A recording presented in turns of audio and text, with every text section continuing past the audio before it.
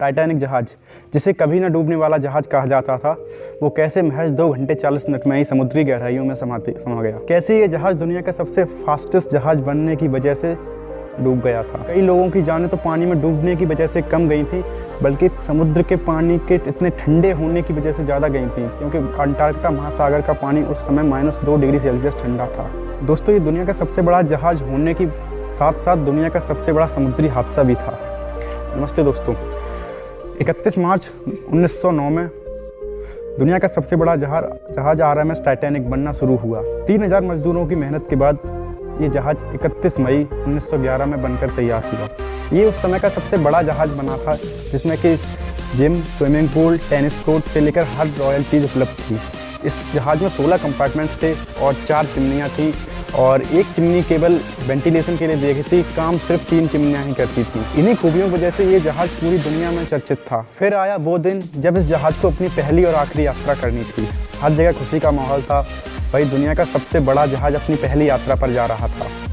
हजारों लोग इस जहाज की पहली यात्रा देखने के लिए ब्रिटेन के साउथहैम्पटन बंदरगाह पर आए थे। 10 अप्रैल 1912 वो दिन आता है जब ये जहाज अपने साथ 2223 यात्रियों को लेकर ब्रिटेन के साउथहैम्पटन से न्यूयॉर्क सिटी के लिए रवाना होता है। यात्रा के 4 दिनों बाद ज़मीन से लगभग 650 किलोमीटर दूर और अंटार्कटिका महासागर में ये जहाज जा पहुंचा। अब तक सब कुछ सही था। जहाज अपनी पूरी रफ्तार से आगे बढ़ता जा रहा था। तभी इस जहाज के कैप्टन स्मिथ एडवर्ड को आगे इसी रास्ते पर आइसबर्ग होने की चेतावनियाँ 6 बार दी जा चुकी थीं, लेकिन उन्होंने हर बार दी हुई चेतावनी को इग्नोर किया और नज़रअंदाज किया था। तभी जहाज के ऊपर बैठे 2 क्रू मेंबर को अपने आगे जहाज के आगे कुछ वाइट सा नज़र आता है। वो वाइट सा कुछ और नहीं, एक फुटबॉल ग्राउंड बड़ा जितना एक आइसबर्ग था, एक हिमशिला थी। ऊपर बैठे क्रू मेंबर तुरंत ही ये खबर उस जहाज के कैप्टन स्मिथ एडवर्ड को ये खबर तुरंत ही देते हैं। कैप्टन स्मिथ को जैसे ही बात पता चलती है कि हम किसी जहाज से टकराने वाले हैं, वो तुरंत ही जहाज को मोड़ने की पूरी कोशिश करते हैं। लेकिन तब तक बहुत देर हो चुकी थी, क्योंकि जहाज का आगे वाला हिस्सा जाकर 11:40 पर रात के उस हिमशिला से टकरा जाता। जहाज के टकराते ही यात्रियों को एक बहुत बड़ा झटका महसूस होता है। जैसे ही जहाज टकराता है, जहाज का आगे का हिस्सा पूरी तरीके से डैमेज हो जाता है। तब तक यात्रियों को पता चल जाता है कि जहाज अब डूबने वाला है। जहाज के अंदर पानी भरने लगता है और देखते ही देखते जहाज के जो नीचे के 3 फ्लोर थे उनमें पानी भर जाता है और यात्री ऊपर की ओर भागने लगते हैं। पानी का लेवल जहाज के 5 फ्लोर तक पहुंच जाता है और जहाज आगे से डूबने लगता है। तभी कैप्टन स्मिथ एडवर्ड जहाज को बचाने की जगह अब उन्हें लगने लगा था कि अब ये जहाज नहीं बच सकता है, अब यात्री को ही बचाया जाए। पर इस वो कहानी की सबसे जो बड़ा इसमें जो गलती कही जाए वो यही होगी, क्योंकि एक लाइफ बोट पर कम से कम 60 लोग बैठ सकते थे। लेकिन अफसोस की बात ये है कि कैप्टन स्मिथ एडवर्ड ने उस लाइफ बोट पर उसके आधे ही लोग बैठाए थे।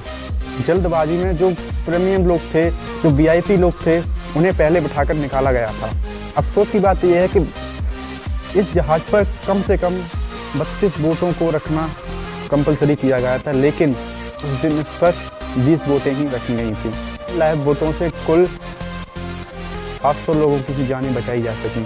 1537 यात्री उस जहाज पर रह जाते हैं और थोड़ी ही समय बाद जहाज 2 टुकड़ों में टूट जाता है और जहाज का अगला हिस्सा पूरी तरीके से पानी में डूब जाता है और जहाज पीछे से उठ जाता है और 2:40 पर टाइटैनिक जहाज समुद्र की गहराइयों में समा जाता है। साथ ही ले जाता है अपने 1537 जिंदगियाँ। दोस्तों, इस कहानी पर एक फिल्म बनाई गई थी टाइटैनिक, जो कि दुनिया की सबसे बड़ी, सबसे ज़्यादा कमाई करने वाली फिल्म थी।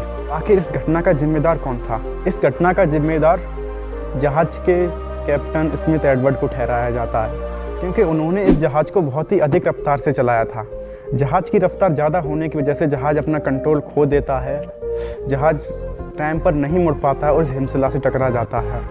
यही मेन रीज़न बताया गया है इस एक्सपर्ट के द्वारा इस टाइटैनिक को डूबने का कारण। घटना के 73 सालों बाद 1985 में अंटार्कटिका महासागर के अंदर 3800 मीटर की गहराई में इस जहाज का मलबा मिलता है और तभी से वहाँ पर न्यूयॉर्क सरकार और ब्रिटेन सरकार हर साल 14 अप्रैल को वहाँ पर जाकर उन लोगों को श्रद्धांजलि देती है। 110 साल पहले हुई इस घटना की कहानी आज भी लोगों की आंखें नम कर देती है। तो दोस्तों, ये थी टाइटैनिक की कहानी। वीडियो देखने के लिए आपका बहुत बहुत धन्यवाद।